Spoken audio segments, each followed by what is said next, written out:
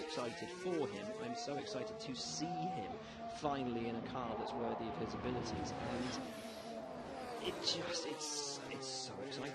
It's so exciting. And also, he doesn't have the pressure that every driver in the second seat at Red Bull has had for all these years of Dr. Helmut Marko peering over his shoulder and saying, you're not good enough, you're off to the other place. You know, Sergio's got that freedom to just, you know, race as hard as he can, race as hard as he wants to, and I hope, start to actually take it to Max. And in a totally different stage of his career as well. He's not trying to match Max Verstappen at the start of his career, which is such a difficult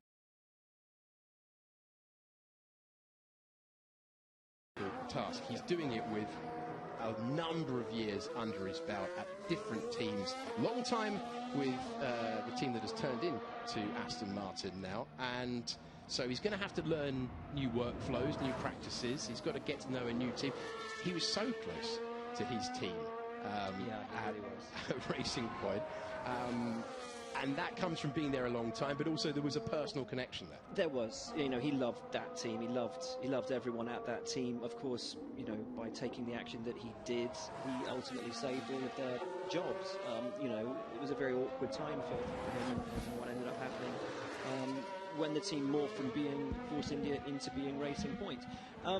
I will say, one thing that I think is really interesting is that the guy who's engineering Verstappen, they always say the first person you have to beat is your teammate, is his former race engineer at Force India, his GP. Yeah. So if Max needs a little insight into how Sergio works, if Sergio's starting to ruffle Max, his own engineer knows Sergio better than anyone almost. It's going to be really interesting to see how they make that work. And, you know, will it be the friendly relationship that we saw between Max and Daniel, where there was that good relationship that they pushed each other and brought the team forward? Will it be a situation of two alphas, which ultimately proves detrimental to the team? And I think I know which way it's going to go. But and it's the same at all of these teams. You know, how will it work between Daniel and Lando? How will it work between Charles and Carlos? All of these new relationships, it's fascinating to think of what will we get? Will it be the friendly rivalry, or will it be two alphas, you know, locking horns? Often depends where you are on the grid of how friendly it is. That is usually an indicator, but there's so many. You mentioned the key driver changes there. It's a big year for Lando Norris, because if he can take it to Daniel Ricciardo has proven it multiple teams now, up against multiple teammates, 7 Grand Prix wins to his name, as that's a little bit of debris on the racetrack that Pierre Gasly is obliterated. Bit of polystyrene.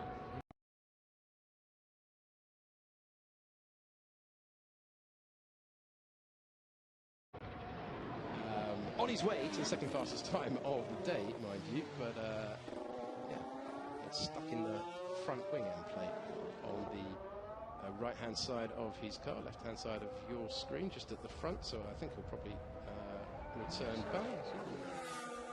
But marker board, usually, the polystyrene stuff. And Yuki, excited to see Yuki Tsunoda. Well, he was a driver. It's fascinating. We'll talk about it a little bit more this afternoon. We're just going to show you the